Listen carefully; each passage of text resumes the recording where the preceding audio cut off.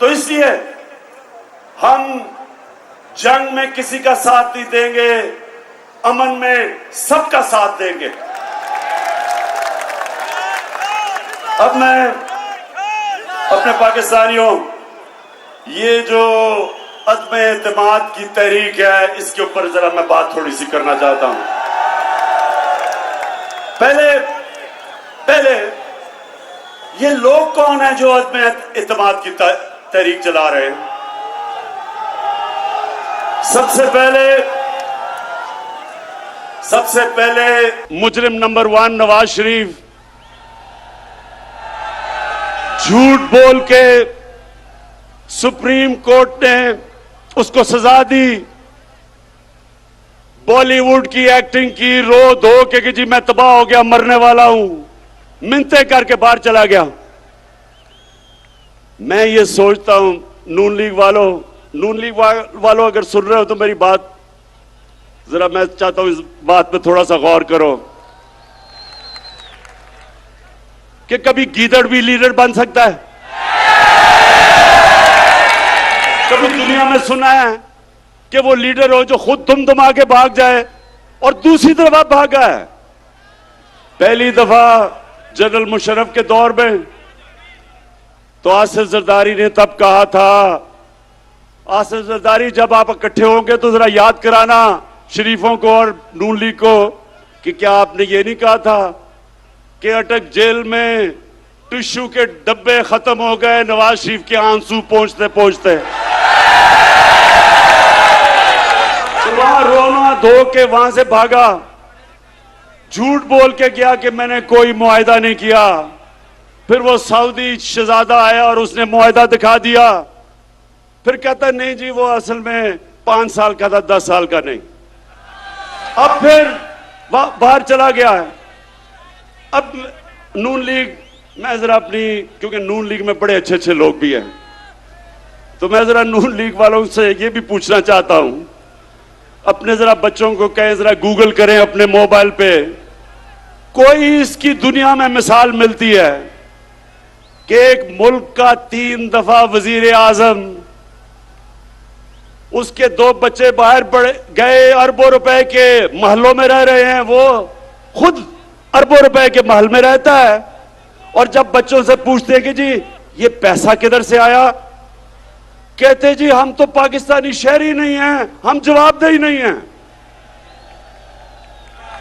यानी 3 दफा मुल्क का सदर, प्राइम मिनिस्टर, इसका मतलब कि वो फिर ये सिर्फ पाकिस्तान को लूटने के लिए आते हैं, पैसा चोरी करके बाहर, छुट्टियां बाहर, ईद बाहर, घर बाहर, शॉपिंग बाहर, और पाकिस्तान सिर्फ लूटने के लिए रखा हुआ है। ये है नंबर 1 जो चाहता है अदम एतमाद की तहरीक हो, इसलिए कि वो चाहता है कि फिर से उसको याद आ रहा है कि कैसे उन्होंने मजे मजे से पाकिस्तान को पिछले 30 साल में लूटा है।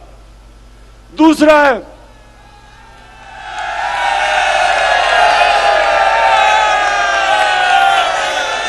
है शहबाज शरीफ। अब ये शहबाज शरीफ कौन है?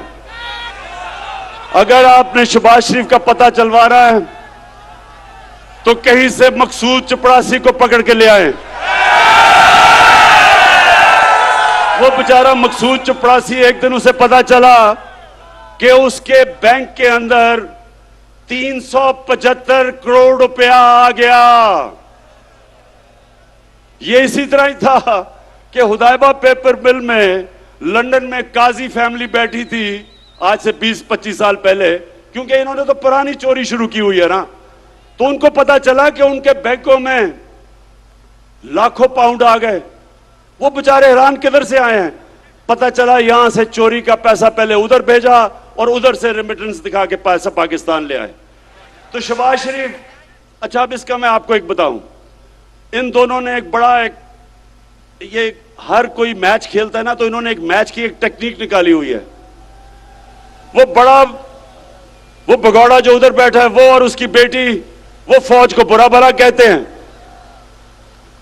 और शहबाज शरीफ जो भी उसको बूट नजर आता है पॉलिश करना शुरू कर देता है। लेकिन शहबाज शरीफ ये वो जमाना बदल गया है। ये वो जनरल जिलानी का जमाना नहीं जब उसके घर पे सरिया लगाते लगाते आप वजीर आला बना और फिर अरबोपति बन गए। जमाना बदल चुका है।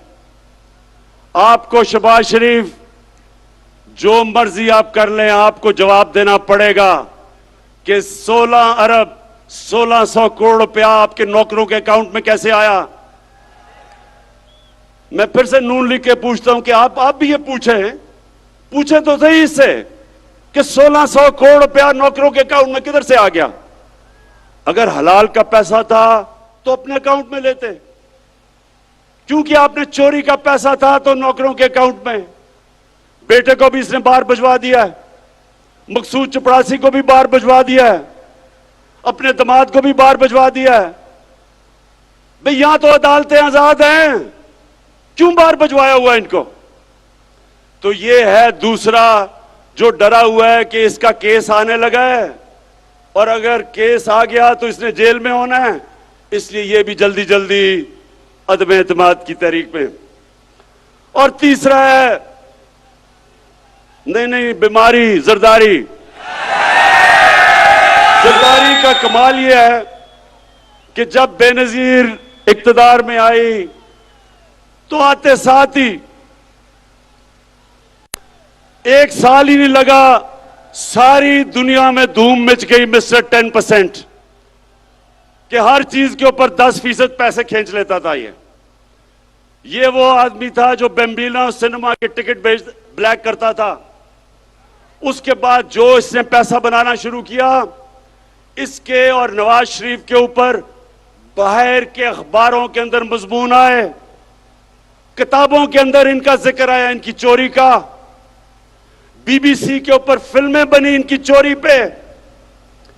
इसी जरदारी को 2 दफा नवाज शरीफ ने जेल में डाला करप्शन पे, और हुदैबा पेपर मिल का जो करप्शन का केस था वो जरदारी ने उसके ऊपर बनाया नवाज शरीफ पे। 96 की असेंबली में आसिफ जरदारी से पूछा गया कि सारे महल आपका है या नहीं है।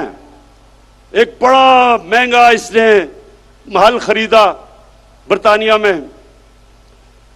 इसने असेंबली में कहा ये मेरा नहीं है। वो केस हुआ, केस पाकिस्तान जीत गया, सारे माल को बेचा, पैसा पाकिस्तान आना था। इतने में मुशर्रफ ने इसको एनआरओ दे दिया, पैसा भी हजम कर गया वो। ये फिर $60 मिलियन यानी $6 करोड़ पड़ा था स्विट्जरलैंड में। पाकिस्तान ने केस किया, पाकिस्तान केस जीतने लगा था, मुशर्रफ ने एनआरओ दिया, वो भी हजम कर गया। ये हैं वो लोग जो सारे मिलके कि जी वो बहुत बुरे हालात है पाकिस्तान के, अदम एतमाद हम लेके आएंगे। और चौथे नंबर पे फजलू।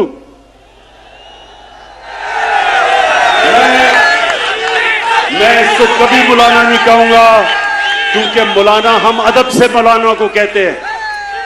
मौलाना पढ़े लिखे दीनी लोग होते हैं, हम उनकी इज्जत करते हैं। लेकिन जो डीजल के परमिट को बेच के पैसे बनाता है, और ये सिर्फ पैसे नहीं बनाता, ये ब्लैकमेल करता है। मदरसे के बच्चों को ले आया, इस्लामाबाद में धरना दिया। वो मीडिया ने जाके मदरसों के बच्चों से पूछा कि ये क्यों आए हो तुम धरना देने। उन्होंने कहा जी इसलिए कि इमरान खान यहूदी एजेंट है। उन्होंने कहा कि ये यहूदियों का या साजिश कर रहा है पाकिस्तान में। मौलाना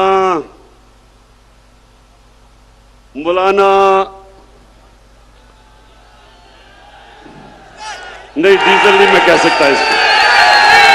फजलू, मुझे ये बताओ कि तुम्हारे और ये जो तुम्हारा डाकुओं का टोला है, इसके होते हुए यहूदियों को साजिश करने की जरूरत क्यों है पाकिस्तान में?